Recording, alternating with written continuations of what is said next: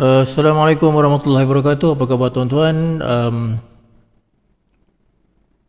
Hari ini kita buat episod ketiga Sembang Santai.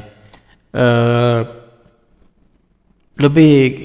Nampaknya Sembang Santai ni lebih kepada postmortem, perbincangan postmortem daripada soalan-soalan yang saya terima sepanjang minggu ni. So sekiranya anda ada soalan untuk minggu hadapan, sekiranya ada trade ke ataupun ada yang nak dapatkan perbincangan, nak buat perbincangan bersama, boleh hantarkan kepada saya dan insyaAllah sekiranya ada masa kita akan try buat pada minggu hadapan, weekend minggu depan lah. Jadi untuk minggu ni kita akan go through semua soalan-soalan yang saya terima sepanjang minggu lepas. Tapi tak banyak lah, soalan minggu lepas banyak untuk goal sebenarnya.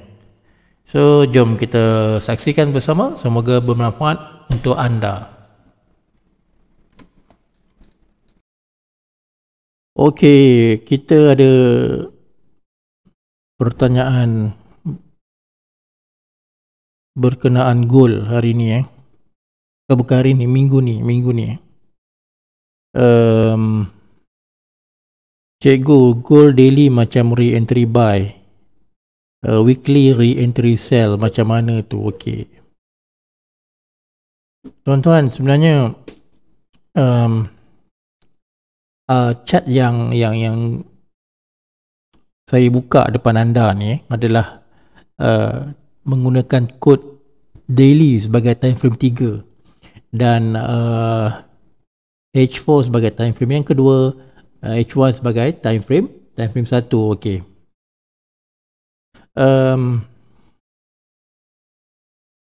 Bagi trader-trader yang mengamalkan cara bacaan sebegini, iaitu menggunakan daily sebagai time frame yang ketiga, pada minggu hadapan mereka akan tanamkan dalam kepala untuk buy. Okey, diorang akan tanamkan dalam kepala untuk buy.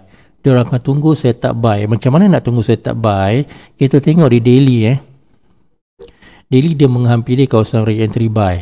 Sebab itu bila kita nampak dia berada di kawasan re-entry buy, kita akan menunggu setup H4 ni untuk menghampiri kawasan EMA dan juga berdekatan dengan low BB. Okey.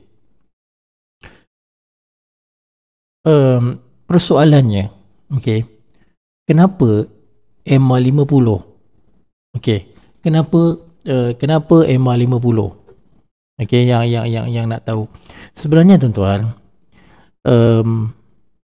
candle dengan EMA ni dia umpama magnet. Okey, tugas candle untuk pergi buat trending.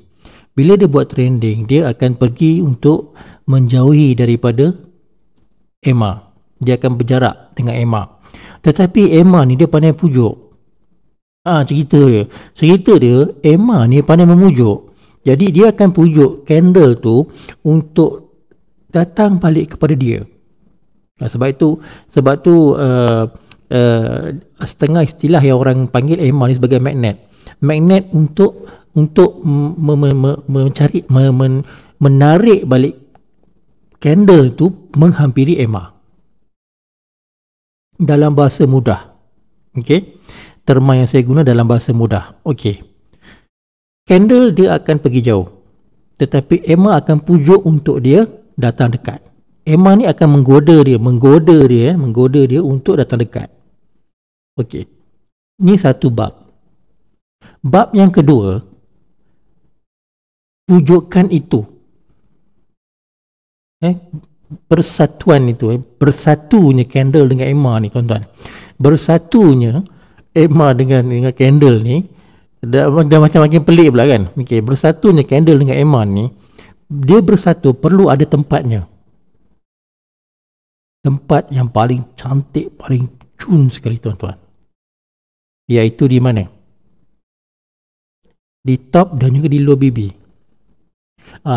Bila bersatunya price dengan EMA di dalam tempat atau berdekatan tempat yang paling nikmat orang kata lah,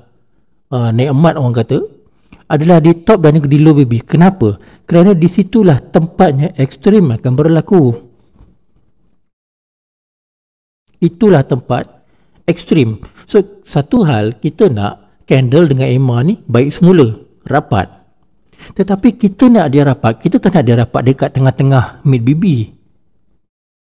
You know? Betul? Umpama kita bertemu di tengah-tengah mid BB. Di tengah-tengah mid BB itu umpama di tengah bertemunya sepasang kekasih itu di tengah-tengah khaliq ramai. Contoh kan? Contoh. Ada lain macam pula aku tengok. Dah lain macam pula. Tapi macam itulah kita nak. Saya cuba nak bagi gambaran supaya mudah orang faham. Sebab jangan tengok 8 garisan tu sebenarnya. Kan kita kena differentiate, segment kan kita punya pemikiran kita. Okey. Macam mana kita nak segmentkan candle dengan Emma? Kita nak cari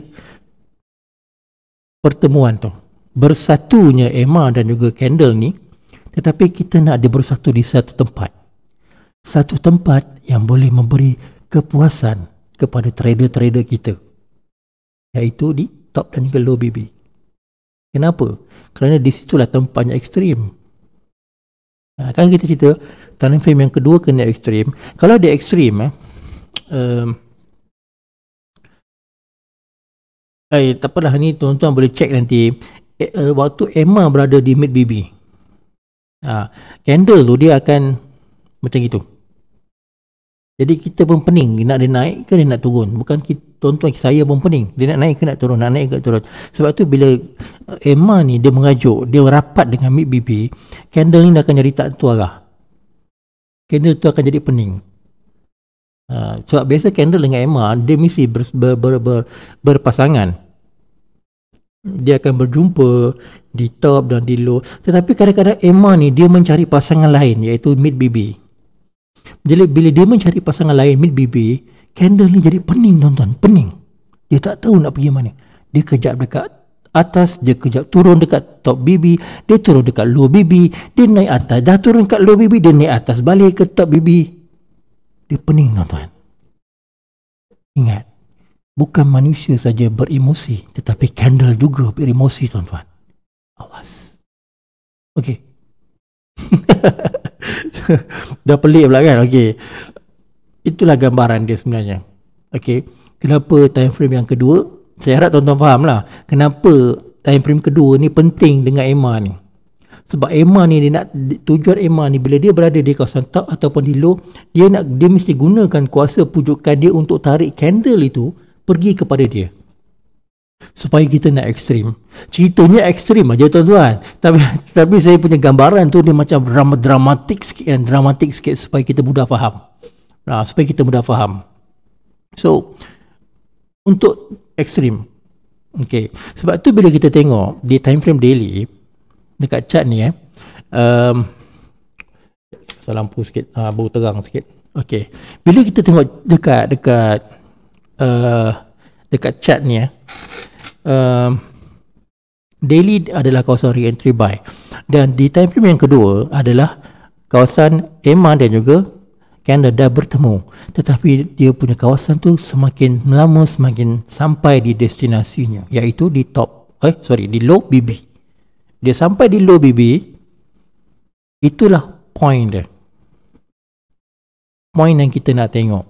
Apa yang dia nak buat selepas tu. Okay. Cuma tuan-tuan,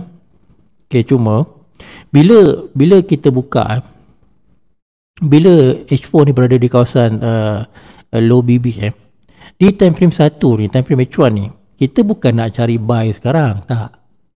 Kita punya signal ataupun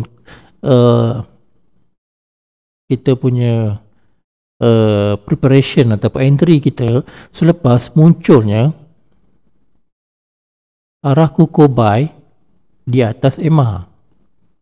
Itu menandakan yang kenapa ni? Okay, saya cerita sikit lah.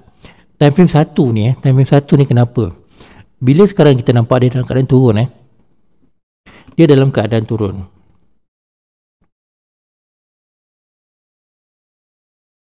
Okey. Kemudian dia akan naik untuk test mid BB ataupun EMA whatsoever yang dia nak test.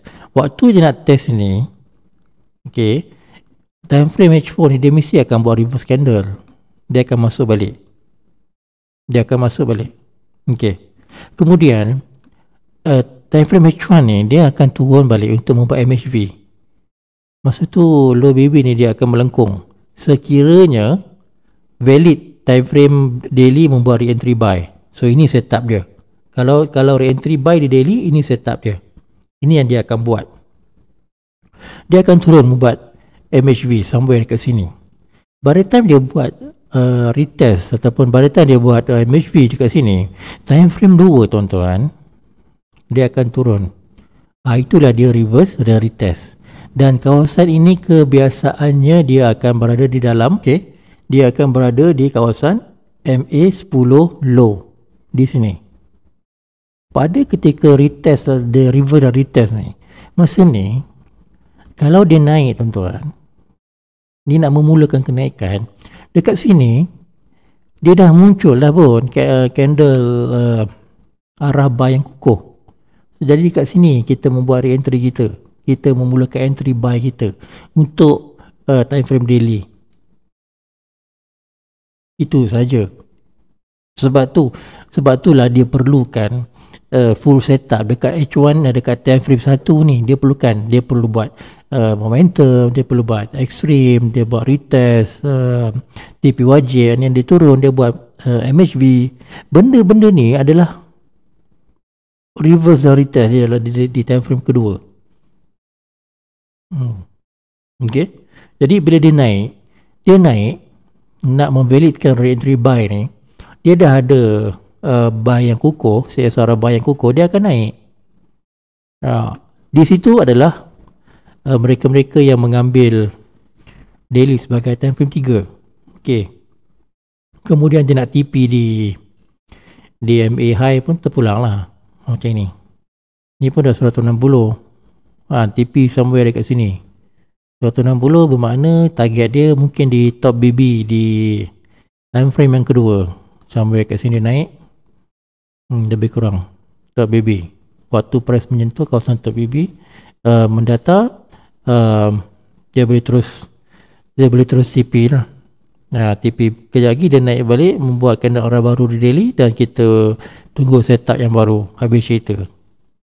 Okay, ini adalah trader yang menggunakan daily sebagai time frame yang ketiga. Sebab tu dia buat re-entry buy. Tetapi bagaimana dengan soalan tadi? Dia balik semula kepada weekly sebagai re-entry sell. Okey. Bila kita buat re-entry sell di weekly, okey, ini weekly. Weekly sebagai time frame yang ketiga. Jadi daily sebagai time frame yang kedua dan H4 sebagai time frame yang pertama. Okey. Re-entry untuk weekly ni pun dia akan muncul, dia akan valid apabila munculnya arah di bawah MA50. Bermakna H4 ni dia kena naik ding dong dan dia turun. Dia dah naik, lepas tu dia dah habis naik sampai ke top BB dia, and then dia turun. Okey, ini adalah signal di time frame 1 iaitu H4 bagi sesiapa yang re-entry sell di weekly. Itu cara dia. Okey, itu cara dia. Dia bukan baik, tapi untuk dia dindong ni, nampak dia dindong ni, H4 daily ni dia dah naik, dia akan naik sampai dia tak lepas MA10. Masa tu dia decide untuk dia turun. Sehingga muncullah candle arah yang baru di sini. Waktu tu candle di time frame 1 ni semua dah berkampung di bawah EMA. Tuan-tuan. Jadi masa tu yang mana follow weekly sebagai time frame yang ketiga, masa tu dia punya entry call. So dia akan masuk entry dekat situ. Masa tu. Okay. Sebab tu saya sebut dalam sesuatu setup, ada saya terangkan dekat kawan-kawan kita juga. Bila kita buka daily sebagai time frame ketiga. Okey. Mereka yang sekapal dengan daily ni sebagai time frame 3, dia tak akan entry dulu. Tetapi yang mana menggunakan time frame H4 sebagai time frame yang ketiga, dia orang akan entry dulu. Tetapi dia kena entry dia orang, dia kena TP dulu selagi tak ada confirmation. Dia akan jadi up and down. Okay. Tetapi bila kita masuk entry dekat daily, kita akan dapat perjalanan jauh. Sebab daily ni dia akan turun. Tetapi dalam masa dia turun tu, H4 ni dia mungkin akan buat setup untuk buy. Sebab tu H4 dia akan TP, daily dia belum TP lagi. Sebab dia time frame pendek. Current trend. Daily dia major trend. Daily major trend, H4 dia current trend. Sebab tu current trend akan TP dulu. Barulah daily TP. Walaupun daily entry lambat, tapi dia TP lambat. Okey. Cuma macam saya tak ikut daily. Saya masuk daily tu untuk confirmation entry je. Bila dia dah turun ke somewhere H4 ni, agak-agak saya dah bosan, saya malas nak tengok. Nak tengok chart, saya TP je lah. Itu aja. Okay, TP kawasan situ. Okey. Okey. Saya harap sahabat kita jelas. Kita tengok soalan yang seterusnya.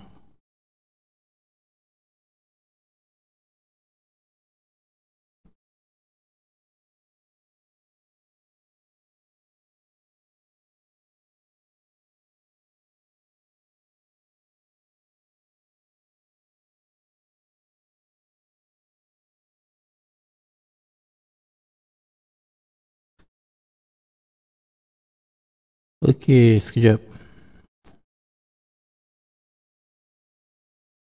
Tuan, bisa buat perkongsian re-entry daily yang tak valid, cirinya apa? Okey, ni saya kirim gambar areanya agar kita tahu jika kita silap entry, so bisa ganti arah yang benar. Okey, baik.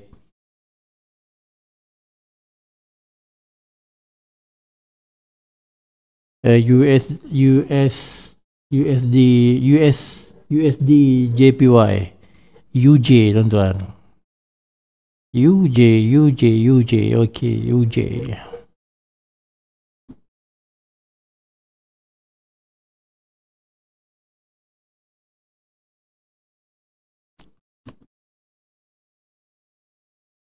Saya sebenarnya tuan-tuan, bila waktu weekend ni memang inilah kerja saya sebenarnya.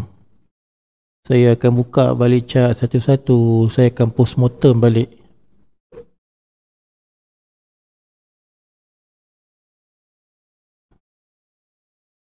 Saya akan postmortem balik 28 Mei. 28 Mei.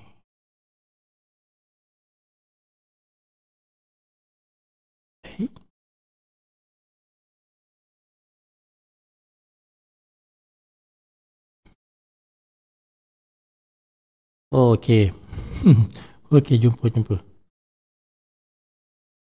Saya ingat dia punya chat tu lain daripada saya. Okey, dah jumpa dah. Okey, baik. Okey, ni bang. Re-entry daily yang tak valid. Okey, re-entry daily yang tak valid. Kita nampak arah. Ni adakah arah ni arah kukuh? Saya nak tanya, adakah arah ni arah yang kukuh?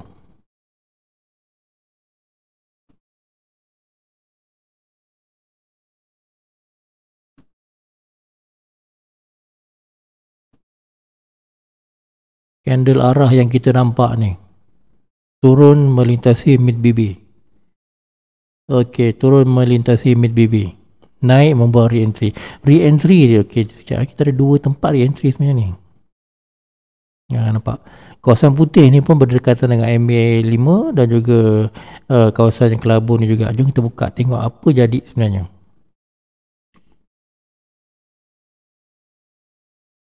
Okey. Nampak tak? Dekat sini dah ada re-entry sebenarnya.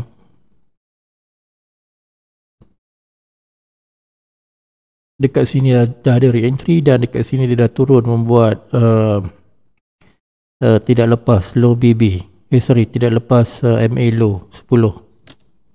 Dekat situ you masuk dan you TP tengok, mesti ada full setup dekat H1.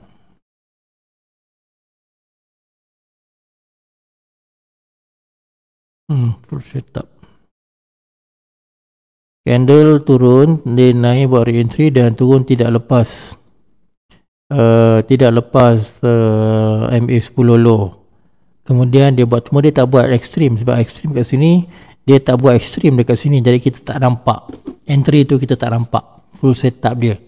Okey, tetapi apa yang kita nampak seperti mana yang saya maklumkan, buy yang valid berlaku. Buy yang valid dan berlaku ini dia adalah dia adalah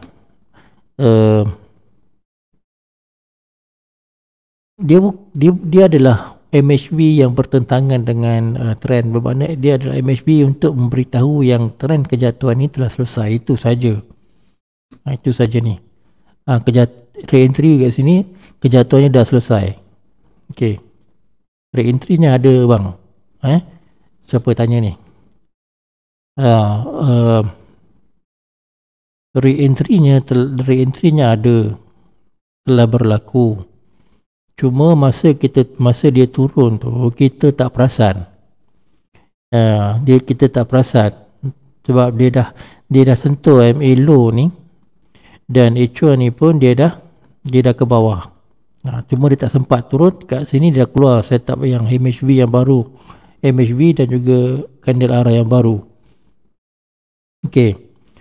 Cuma saya nak apa ni, nak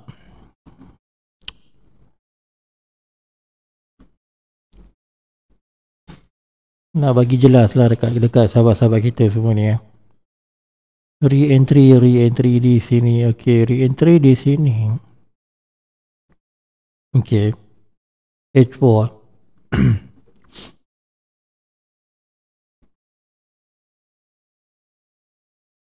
Kita katakanlah kita dah masuk entry, kita dah TP lah, kita dah TP dan kita nampak dia naik macam nak buat re-entry balik.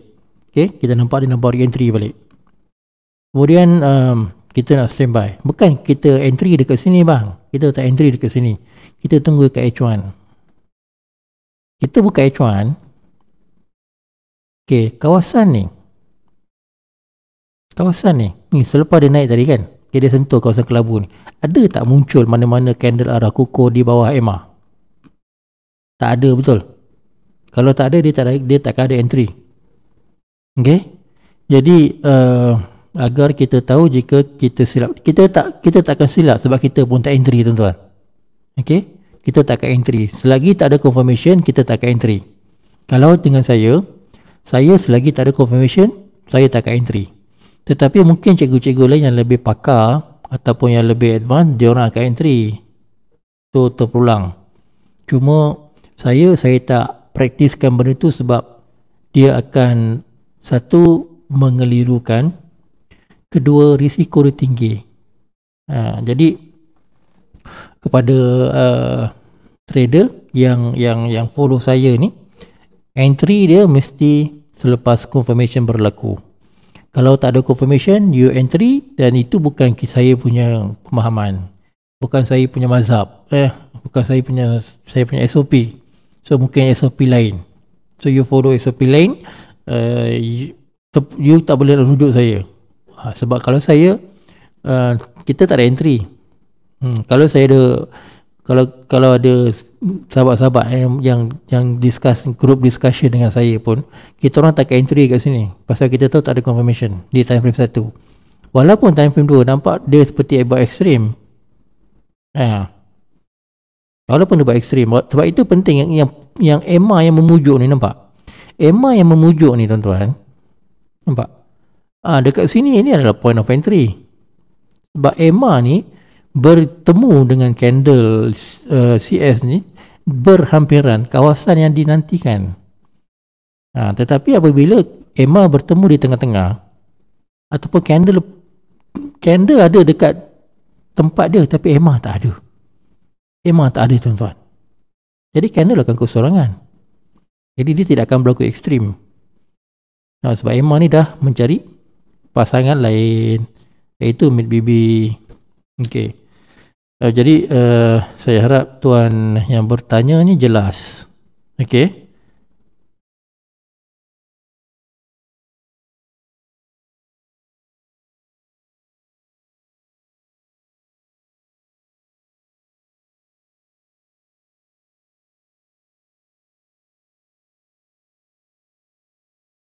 Okey.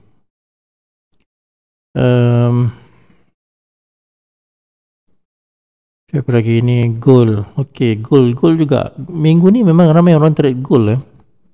Ni semua yang pakai time frame H4 semua ni. Sebab setup gold dekat daily saya tengok masih lagi dalam retracement untuk ni lah, retracement untuk daily ni lah. Sebab even gold ni pun belum muncul arah. Tuan-tuan tengok saya besarkan. Time frame daily ni muncul arah pun 3 hari lepas. Selagi dia tidak ada arah, saya tak akan masuk re-entry ni. Tetapi yang masuk ni mungkin masa follow H4 kot. H4 ada re-entry ke? H4 14 hari bulan. Ada arah, ada re-entry. Okey. Mana lagi H4? Sell pun ada H4 pun ada sell juga 22 Jun 20, okey. 2 Julai ke atas, 2 Julai. Okey, ni yang saya nak maksudkan tuan-tuan Contoh, kalau kita follow H4, kita nampak semua re-entry kan. Tiba-tiba kita masuk re-entry. Lepas tu dia jatuh kat sini tuan-tuan. Dah 50 pip rugi kan. Kita dah terlupa nak TP ke atas. Jadi masalah kat sini. Jadi masalah kat sini. Sebab tu saya lebih prefer daily. Tengok daily kan cantik tu kan. Cantik je naik kan. Biar dia selesaikan kenaikan dulu. Tengok dia jatuh. Oh cantik dia jatuh kan. Dia jatuh. Biarlah dia selesaikan kejatuhan dia. Ni momentum. Sebab ni dah ada arah. Jadi mungkin saya akan tunggu setup buy next week. Tunggu setup buy next week.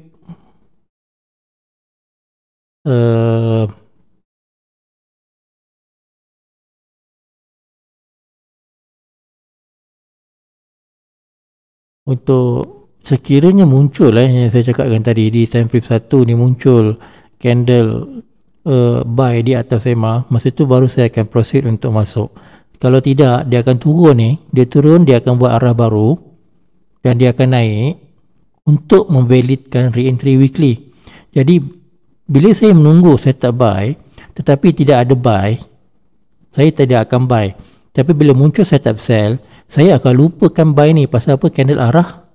Kalau muncul candle arah buy candle arah sell yang baru, dan saya akan lupakan saya punya buy, saya akan masuk untuk menunggu setup untuk sell. Cara yang sama juga, ekstrim di time frame H4 ataupun full setup di time frame H1.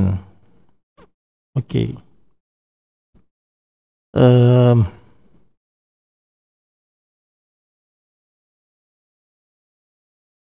Gold, cuma cerita pasal gold.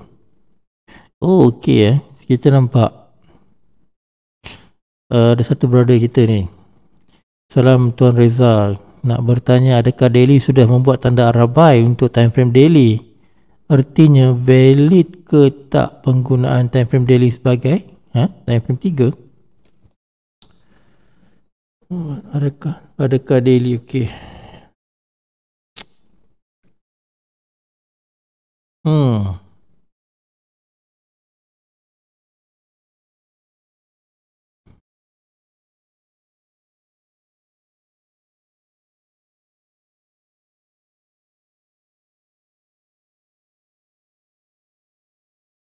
Okey, dia tanya daily kat sini Okey, dia masuk sell. Okey, kalau dia masuk sell tu sekarang tu dah banyak dah tu. Okey, dia tanya adakah daily sudah buat tanda arah buy. Okey. So ini memang tanda arah buy. Saya cakap dengan dia kalau betul-betul buat kalau dia betul-betul valid masa dekat re-entry area tu, so maknanya kita dah re-entry area tu, kita akan nampak re-entry yang kukuh iaitu di sini. Masa dia tanya tu hari yang candle ni tengah bergerak. Candle ni tengah bergerak. Saya cakap dengan dia nak tunggu buy. Kalau dia buy, kita tunggu dia ke re-entry. Re-entry ni valid dan barulah buy tu betul. Tapi tadi dia dah ambil awal dulu. Kita tengok dekat sini. Somewhere dekat sini dia dah masuk. Bila candle ni masuk ni, kawasan ni dia dah sell dan dia dah terima lah magnet. So kawasan ni pun dah masuk, dah dapat profit dah. Ni curi pip namanya.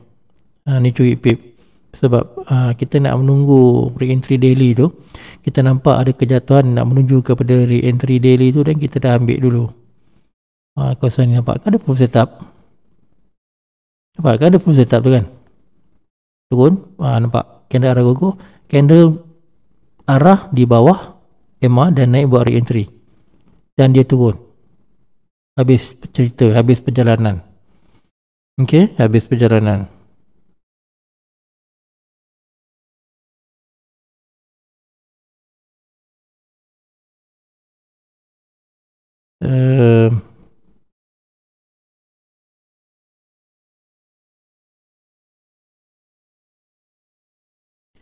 Okey.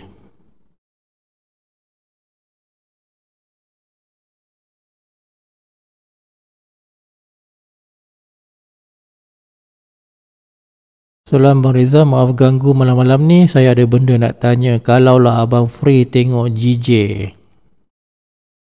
GJ ni saya dapat. Saya entry minggu ni saya entry GJ tuan-tuan. Saya entry GJ somewhere dekat kawasan sini. Sini. 152 punya area. Selepas re-entry ni. Point of re-entry ada validation di sini. Di ke atas ni saya tunggu dia turun dia turun sini sampai dekat kawasan re-entry ni saya masuk. Tapi saya TP sampai dekat sini. Kawasan ni kot. Sini kot. Sampai dekat sini. Tak ada jauh apa. Saya TP sampai sini ke sini saya masuk. Saya sini kot. Kat re-entry ni. Dekat re-entry ni. Okey. Kalau lah abang free tengok GJ, saya tengok dia nak buat re-entry sell untuk daily. Okey. 14 Julai. Kita tengok 14 Julai. Okey ni. Ni candle ni. Bukan yang garisan ni yang ni, yang selepas dia tu. Okey, membuat re-entry sell daily kan cantik tu re-entry sell ya. Jom kita bincangkan. Nampak? Re-entry tu cantik. Bila naik atas, dia nampak dia dah keluar arah dah ni. Dia dah keluar arah, dia naik. Dia tak lepas MA10 ni. Dia tak lepas.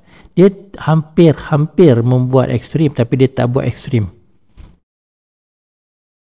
Kalau kita tunggu waktu dekat top PB ni, dia tak akan jumpa ekstrim dekat sini. Dia mesti ada dekat bawah. Okey, jadi kita tak dapat point kat situ. So untuk H1 kita akan ambil di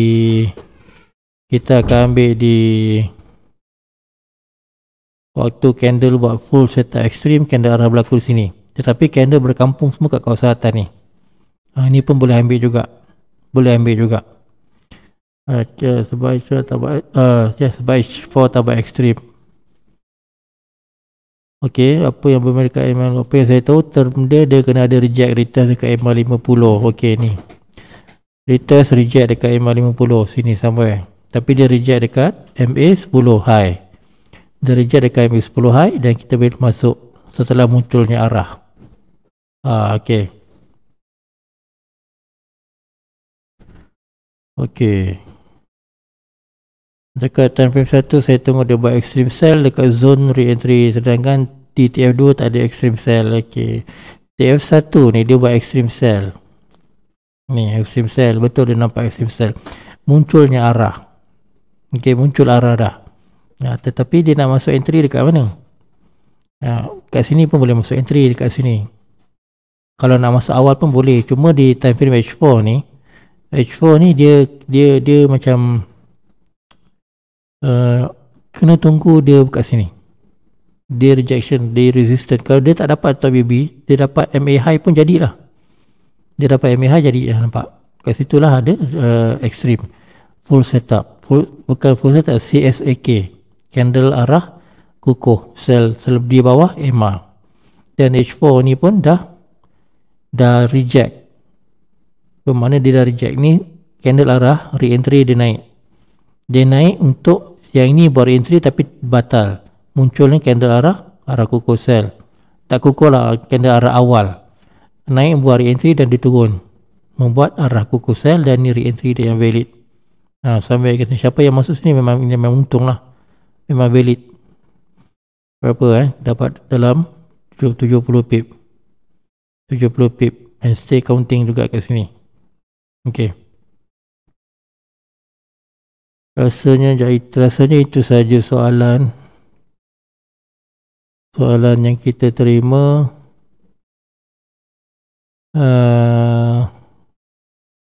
Rasanya itu saja sebab banyak sangat goal. Saya dapat banyak goal. Minggu ni banyak dapat goal. So tengok minggu depan macam mana. Kalau ada soalan-soalan boleh hantar kat saya dan kita akan postmortem balik hujung minggu depan insyaAllah. Okay, baik, terima kasih. Assalamualaikum warahmatullahi wabarakatuh.